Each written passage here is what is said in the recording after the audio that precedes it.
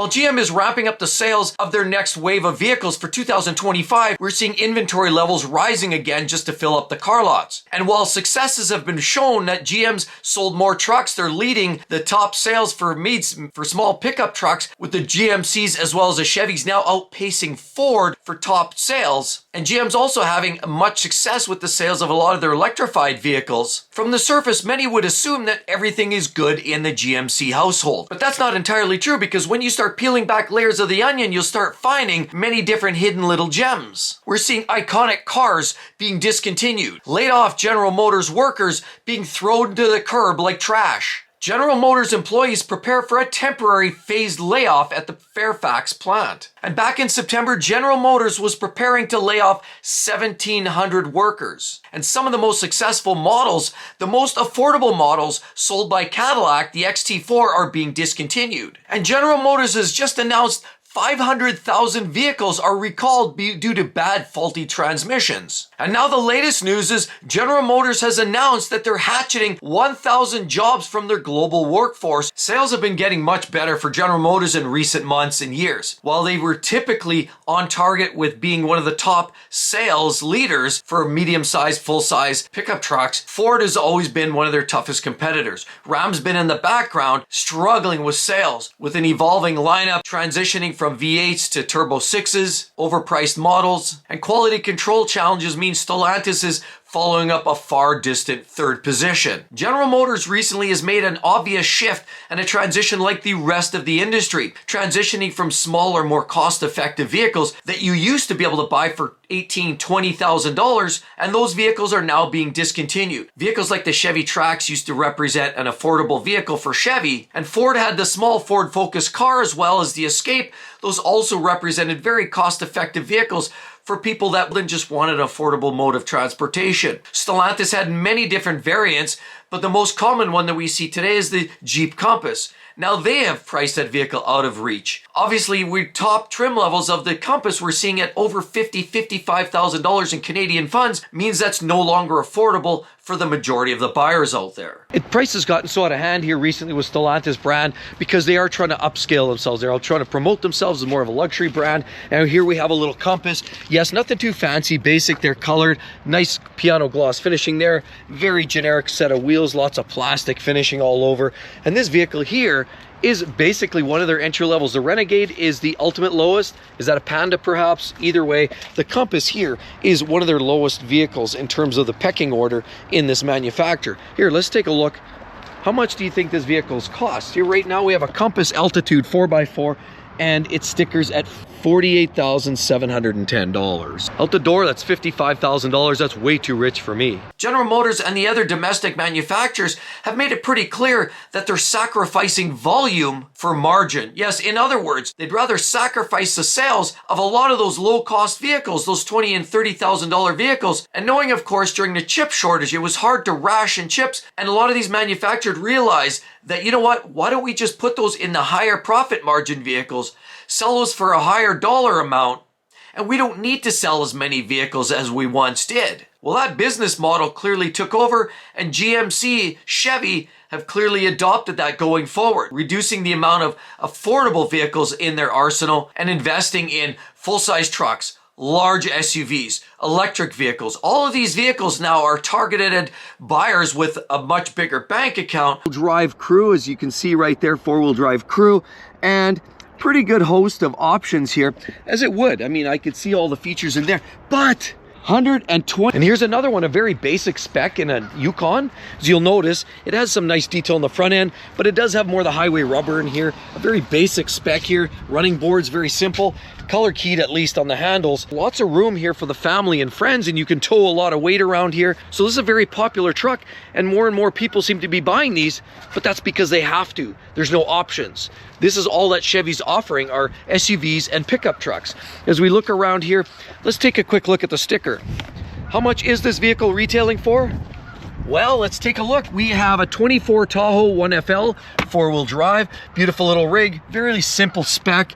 Yeah, it's just fabric seats in there, pretty simple vehicle, but they're looking for $73,800. or certainly working close hip to hip with lenders and banks to provide longer loan terms to get people in these much more expensive high-end vehicles. And one thing that's very clear in the current automotive industry is we're seeing the popularity of SUVs. And a lot of these manufacturers, including General Motors, have sacrificed their smaller, cost-effective vehicles, forsaking to bring on the same counterpart in the SUV format. SUVs are growing in popularity. And while Chevy had an amazing first quarter in overall sales of their full-size pickup trucks, a lot of that came with fleet vehicles. Yes, these beautiful white vehicles here, that's going usually to businesses, corporations, you know, contractors, people like that are buying these up, snatching them up. Like, these have been a popular staple for a lot of Chevy buyers. Of course, we see Equinox here, very basic spec inside. There's a sticker, we'll take a look here, but I'm definitely liking it. It's very basic, but cost effective. Of course, basic little taillights, Equinox, and it's all-wheel drive. So it does satisfy a lot of people that just need a basic mode of transportation. It does give you the all-wheel drive, so you can drive this around every day. It's a great daily driver. It's practical, and a lot of buyers are looking for a practical vehicle. 4 doors and a trunk right there. And we have, this is a 24 Equinox LS 1.5T all-wheel drive, and they're asking $34,800, which means 35 grand out the door. It's about $40,000. And we give you one great example of the General Motors. We're thinking about this back in 2018. The Chevy Sonic was a little car, very cost-effective, small subcompact vehicle that a lot of people just enjoyed to get around for daily commuter, and that vehicle literally went for a base MSRP of $15,295 in LS trim, but the SUV version of that vehicle, also in 2018, with a Chevy Trax, stickering for a starting price of $21,000 in LS trim. Clearly you're seeing the differential. The chassis is the same, the drivetrain's the same, and clearly the vehicle is the majority the same. But these manufacturers are starting to realize it's all supply and demand, and they're realizing that rather than selling a smaller, easier to afford vehicle, that they can sell something that's more popular, has more technology, and it's the same platform, but they can add thousands of dollars to the base sticker price, and the consumers are going to still eat it all up. Chevy car buyers are mad because Chevy and GM literally just canceled this very popular model. I mean, look, all you see is vehicles like this, the Chevy Silverado Custom, big, beautiful truck. Here's another Trail Boss, and of course, this Silverado Custom here. We're also talking about the Yukons. These aren't cheap, and neither are any of the other Chevy pickup trucks. And the brother brand, GMC, and they come up with vehicles like the Denali, like this, 6.2 liter V8 of Fury, powerful, luxurious, but expensive. Other trucks like this as well, more Denalis, High Countries, Z71, how much? Well, let's take a look at how much these trucks actually cost. Z71 Chevy, brand new. We're looking with all of its great glory here. One of the more popular models in the Chevy land, of course, with the tow hooks, big, beautiful headlights. Of course, they've got the all-terrain rubber on here, Z71, as we see. It's a gorgeous looking truck, chrome handles. Yes, absolutely, got that nice overhang here. It's a pretty truck, little step guards right there, and you can tow, of course. This is the LTZ, or LTZ, depends where you're from. But let's take a look at the sticker on here, and this model here there's not even a sunroof. There is leather in here, or pleather, and this is a Silverado Crew LTZ 4-wheel drive, and it stickers at just over $80,000. Yes, $80,000 and change. That's pricey. And the tragedies continue on, making affordable vehicles out of the reach for many buyers out there. In November, General Motors has announced that they were going to lay off almost 2,000 workers from the Fairfax assembly plant, which is exactly where they were manufacturing one of the most popular cars that they've been building for 60 years. That's the Chevy Malibu. Finally has been decided to kick down the road, and they're replacing it with a version of the Bolt EV. But in doing this and retooling the manufacturing facility, they're getting rid and laying off almost 2,000 workers. And so while I search online here, let's take a look. I do an Auto Trader search locally, and I find a bunch of 2024 Malibus, very much like these very vehicles that we're looking at here. And I'm looking, and what we're seeing is 24s. They're basically brand new on lot, 32, 33, 32,000, 20, $38,000, that's a premium top end, but that's likely going to be probably out to lunch. Many of these can be had for $32,000 or $33,000. And so when you compare that even to a base level Equinox, you're talking about a vehicle that's clearly at closer to $40,000. This is a huge savings for people that want something cost effective. Now, GM's literally marking their vehicles at a price point they want to make profits. And vehicles that are low profit margin vehicles like this, we've seen this happen time and time again. A lot of the OEMs are starting to scrap their lower margin vehicles for sake of a lot of these big SUVs that have much more profit margin in them. I mean, who needs heads-up display? Who needs 22-inch wheels? Who needs full leather and big sliding panoramic sunroof? Who needs all of that tech in there? But all that tech comes at a cost. And if GM and Chevy are only putting vehicles like this on the lot, that means profits going up. But where does that leave the consumer? Further and further in the hole, and average transaction prices are going to continue to rise. As we'll see, more of these trucks are the only thing left to buy. Either buy this or a half-ton truck, or even a base Equinox at 40 grand, or even some of those lower end vehicles. Even SUVs are now going for a significant amount of money, $40,000, $50,000 and up. Just means you can't get that $30,000 car anymore. Some people just want that car. Easier on gas, more effective and cheaper to buy. Some of them even come with all-wheel drive. And let's face it, Toyota and Honda still maintain that. While the Toyota Camry as well as the Honda Accord aren't necessarily their best sellers, they know that that's a stalwart. That's literally one of their safety margins and one of their standard vehicles that they've lived with from day to day from the beginning of time when they came to North America, and proven that they can build a better vehicle than many of the domestic products. They're clearly sticking with a product that works. Even cars like the Toyota Corolla as well as a Honda Civic, that Honda, Toyota, as well as Mazda, even with the Mazda 3, aren't giving up on the sedan marketplace, knowing that even though they aren't necessarily the biggest profit makers, a staple for the brand and something that the customers actually want. You will no longer be able to get one of these Chevy Malibus for a $30,000 price tag. You're gonna have to look at one of these for 80, 90, or 100,000, or this for close to 40, this close to 50, and the days of getting a cheap, affordable mode of transportation for Chevy are over. It's all about the profits, and sadly, where does that leave the customer? I don't know.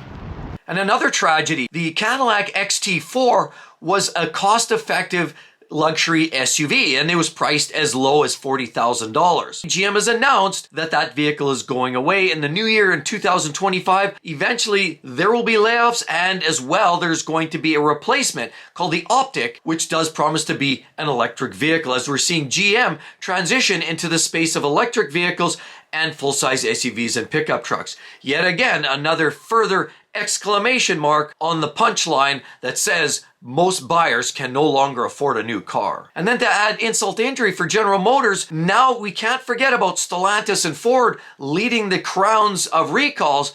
Well, General Motors doesn't want to feel alone, and they've also added a significant number of vehicles with some major recalls. 80,000 vehicles to be precise, allegedly due to transmission issues. This involves 2022 and 2023 Chevy Express and GMC Savannah vehicles. According to the National Highway Traffic Safety Administration, there is about 54,700 Chevy Express vehicles affected by the recall and about 23,000 GMC Savannahs. This incorrect software that's been programmed into the TCU may result in reduced power, unintended deceleration, rear wheel lockup, or cause the vehicle to move in an unintended direction, according to the regulators. So clearly, if the rear wheels decide to do something inadvertently while you're driving at speeds, that's a pretty significant concern if you're worried about not crashing. Now, allegedly, there's another recall with about 462,000 pickup trucks that have an issue with the faulty transmission control unit, where it's known to potentially fail and cause a crash. And those vehicles that they're talking about impacted are the 2020 to 22 Chevy Silverado 15, 25, and 3500 vehicles, 2020 to 22 GMC Sierra 1500, 25, and 3500 vehicles, as well as the Cadillac 2021 Escalades, Escalade ESV, Chevy Tahoe, Suburban, GMC Yukon, and the Yukon XL. All part of Chevy and GM's bread and butter lineup, which is their full-size trucks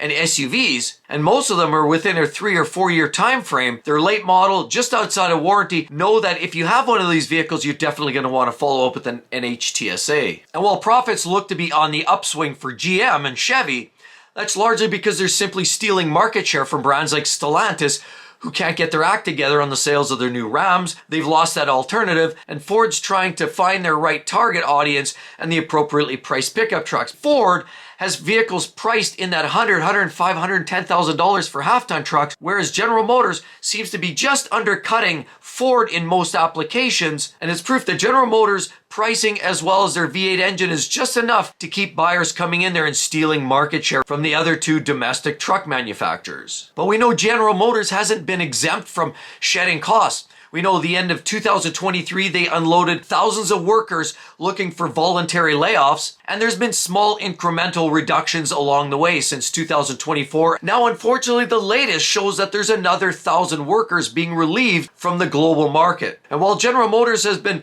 unloading people from management, unloading people from the front-end assembly lines, this time it's from their software programming department. And they're using terminology like streamlining, and we must optimize speed and excellence, as this is a highly competitive market. I believe we just heard this same conversation coming out of Ford's mouth merely a week or two ago. So clearly this is a very competitive market. All the big threes are fighting for the same level of market share. Now it appears that GM's the only of the big three manufacturers that's currently enjoying an expanding market and a growing market. But while all of these big three manufacturers, and you could even expand this almost to a global market because almost every brand out there is doing the same thing, focusing on more premium versions, more highly spec'd vehicles, vehicles with higher trim levels, large SUVs, third row SUVs, full-size pickup trucks, and vehicles that tend to bring a lot more profit margin. They're less concerned about providing volume and providing value to the consumer. Rather, they would sell higher dollar vehicles and fewer of them. But let's look at some of the pricing and wonder how much more can they tack up to actually compensate and pay for the development of electric vehicles. Right here we have this absolutely beautiful, this is a GMC, I'm not going to lie, it is absolutely gorgeous. We're talking about the AT4X. Look, we do get the nice little red hooks down here. That's beautiful. Love all the real detail updates. The new headlights. Honestly, it's a beautiful truck. We do get the trim over here. This helps to keep the rocks off there.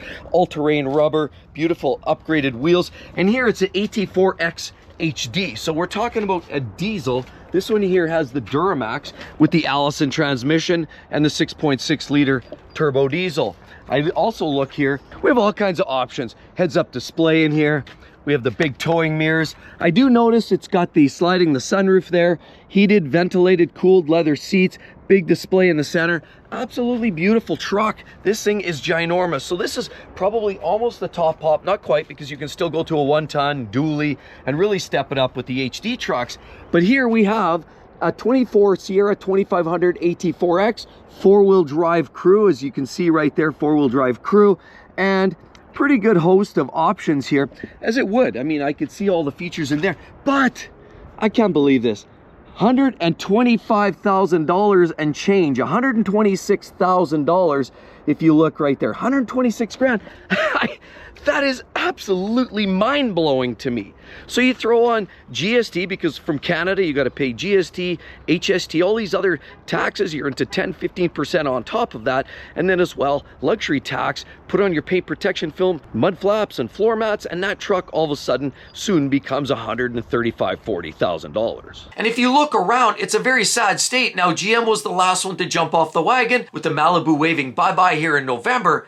We saw the Ford Fusion go away, and Stellantis and the 300 series of vehicles are also going away by Dodge. The transition as well to electrification over in Stellantis with the Challenger and the Charger are proof that all these manufacturers are trying to make the move at the expense of the buyer. So while GM sales are up on both their electric vehicles, their full-size trucks and SUVs, they're on the teetering point of the same problem that all the other manufacturers are seeing. Stellantis just couldn't get their pricing right. They tried to take advantage of the market when the market was down and there was low inventory. Unfortunately, they hit too high above the belt and they just missed the mark, and it fell flat on their face. Ford's a very similar spot, but they had to highly incentivize the sales of their F-150 Lightnings, and their Mustang Mach-E's aren't selling particularly well, albeit their F-150s are a great seller. Their Maverick now are starting to backfill because of the cost of living crisis. People can't afford as many of these full-size trucks, and the writing is on the wall. People are looking for something cheaper, hence why we're seeing the Maverick show up in its popularity. But we're currently in a cycle where the automotive industry looks to be much more focused on selling premium vehicles, high-end vehicles, large trucks and SUVs, vehicles that have a lot of profit buried in them, and there is very little interest to sell a cost-effective sedan like a Malibu, like a Ford Fusion. They were all just starting to get good, and then the rug got pulled out from under them. Now, time will tell if the consumers finally get on board with the sales and the buying of these premium vehicles, or they finally say enough is enough. And GM right now is on the teetering point of owning that market share. A couple of minor adjustments and the other manufacturers step up. And this is a constant back and forth cat and mouse game to determine who's actually going to win the ultimate in market share. And with all of that said, you want to know where some of those vehicles that aren't going to sell? That's where they're going to go. You definitely want to see that video. And as well, there's a great review. You're going to want to see that. The Outgoing 300 by Chrysler. It's a great vehicle, actually. A lot better than a lot of people give it credit. Hope to see each and every one in the next one. See you real soon. Bye-bye.